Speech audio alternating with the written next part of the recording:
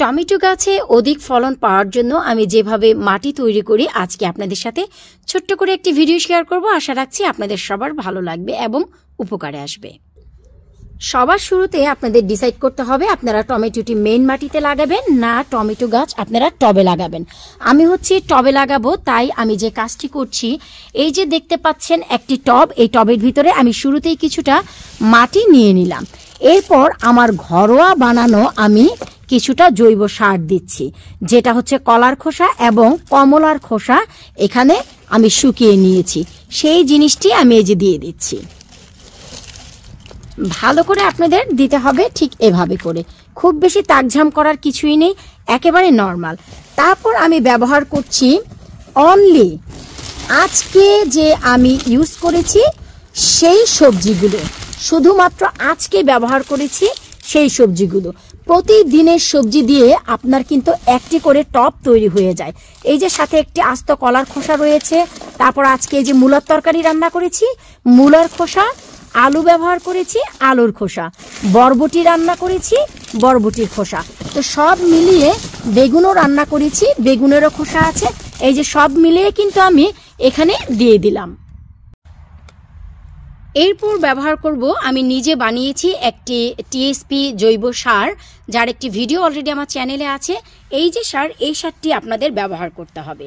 এই যে সার, এই সারটিকে ঠিক এভাবে করে একটু ছড়িয়ে ছিটিয়ে দিতে হবে চতুর্দিকে। এটি যেহেতু জৈব সার, পরিমাণে যদি বেশিও যায় কোনো প্রকারের ক্ষতি হবে না, ট্রাস্ট মি। এরপর এর উপর হালকা কিছু আবার মাটি দিয়ে এই যে জিনিসগুলো রয়েছে এগুলোকে ঢেকে দিতে হবে। বিশ্বাস করুন আপনাদের ঘরোয়া সবজিতেই আপনাদের দ্বিগুণ ফলন নিয়ে আসবে সামার টাইমে গার্ডেনে।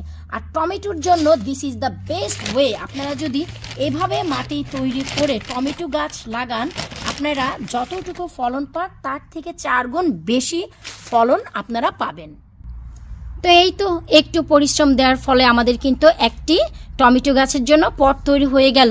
এখন এটি গার্ডেনে যে কোনো জায়গায় রেখে দিতে পারেন। আমি তো বানালাম, আমি আর 15 থেকে 16 দিন পর এই পটে টমেটো গাছ লাগাবো। আমি খুব বেশি লাগাবো না। এই যে দেখুন, আমি কিন্তু আরও 2টি পট রেডি করে রেখেছি। এই যে দেখুন, আমি এই 2টি পটে 3টি 6টি, আর এখানে দিব 3টি, মোট 9টি টমেটো গাছ লাগাবো। কারণ এত বেশি টমেটো হয়, 30 কেজি 35 কেজির মতো হয়ে যায়। তো আমি চিন্তা করেছি যে না, আমি টমেটোর ফলন কম করব, একা মানুষ, কাউকে দেয়ারও নেই আশেপাশে, তো এগুলো এক সামার খেয়েও শেষ করা যায় না। আর গার্ডেনের ভাই অন্যান্য সবজি তো আছেই, প্রিজার্ভ করে রাখি, তাই আসলে টমেটো এত প্রিজার্ভও করা যায় না।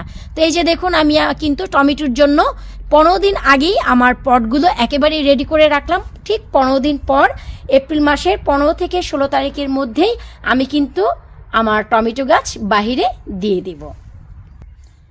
আশা করব আমার এই ছোট্ট ভিডিওটি আপনাদের ভালো লেগেছে, উপকারে এসেছে। প্লিজ ভিডিওটি সবার সাথে বেশি বেশি করে শেয়ার করে দিন।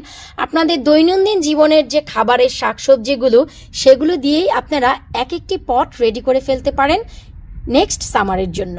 নেক্সট মানে এই যে আমাদের এপ্রিল মাস চলে এসেছে, আমাদের আর হাতে আছে মাত্র হাতে গোনা 2 মাস। 2 মাস পরই আমাদের গাছপালা গার্ডেনে হাসবে, খেলবে। তো আপনারা আপনাদের পটগুলো প্রিপারেশন করে ফেলুন। বিদায় নিচ্ছে আজকের মতো, পরবর্তী ভিডিও নিয়ে আবারও হাজির হয়ে যাব। আল্লাহ হাফেজ।